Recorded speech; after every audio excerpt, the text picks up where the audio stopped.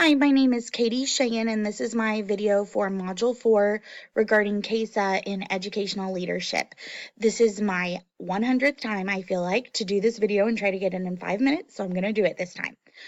This is my second year at Andale. I wasn't there last year. I was at a different school in the district, and now I'm back in a permanent spot at Andale, which I'm super excited about. I did miss their KESA stuff last year regarding their building leadership team and all that. So it was interesting for me to kind of catch up with my principal and see where they're at. They are actually on year 3. They skipped years 1 and 2 because they felt like they were ready for that, which I think is great. But it kind of leaves us in a spot where we have a lot to get done right now. So, number 1, is your building or district a model institution, or is it just beginning? I feel like we are closer to beginning, even though we are on year 3. We were modeling in some areas, but I feel like a lot of them we were transitioning. So a brief analysis of things that we need to work on or things that we're good at. There weren't a lot with no evidence, which was great, but there was a lot of implementing. Relationships was implementing and transitioning. We have good relationships with our parents. We're a small town, close-knit community, so that's kind of nice. We have a lot of parent involvement, a lot of community support. But some things I noticed that we need to do more is survey parents on an annual basis or a regular basis and kind of get feedback from them on ways we can better our relationship with them. Some things that we also need to work on in this area are having a specific way to support educators and building leaders. As far as relationships go, we do have a lot of support, but there's no set structure in place for this.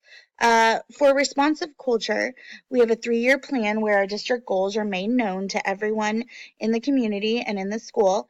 Our superintendent is very involved, goes to Topeka all the time and lets us know what's going on and what kind of laws are trying to be passed and how that pertains to us as educators, which I really appreciate. As far as rigor goes, that was one of our goal areas I feel like we're implementing. We are a K-8 building, so our middle school has career cruising, which they just started this year, which allows them to kind of learn about different careers and see what they might be interested in.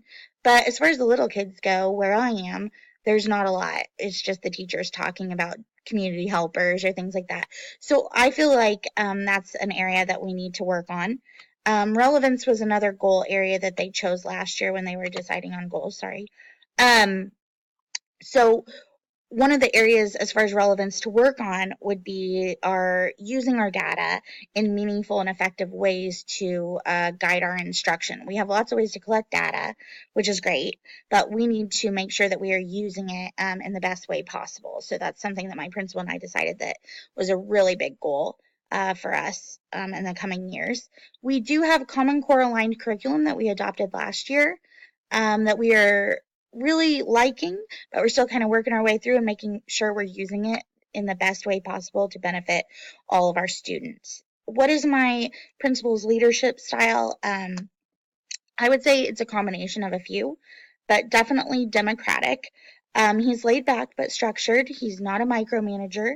He lets us know what we need to get done and then lets us do it. He's very open to new ideas. I tried flexible seating this year and he was super excited about it and was very supportive of it. He's not scared of new ideas or things like that, which is great, but he wants to make sure that there's a reason for it and we're doing what's best for the kids, which I appreciate. He's also a servant leader in a way. Every morning he does crosswalk duty. It's a small town, so lots of kids walk to school. So he's out there talking to the kids. He does lunchroom duty every day. So I feel like he does jobs that maybe some administrators might feel is not in their job description. So I feel like in that way he is a servant leader, kind of walks the walk and lets us see him doing little things and caring for our school and our community, and it kind of builds our school climate and school community. Areas for improvement and relevance. One area that we thought would need improvement was instruction and alignment. I would put more professional training for teachers in this area and help with their lesson planning and using the data to lesson plan. Standard 4 and Standard 9 go along with that as far as lesson planning and having students' well-being. And the other area that I felt like we really need to work on is like what I talked about before, rigor, career and technical education.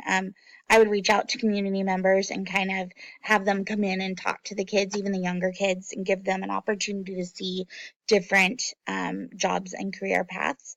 And the standard that goes along with that is Standard 8, having a mutual beneficial relationship between community and the school. I really enjoyed this, and I'm excited to see how it goes in the future.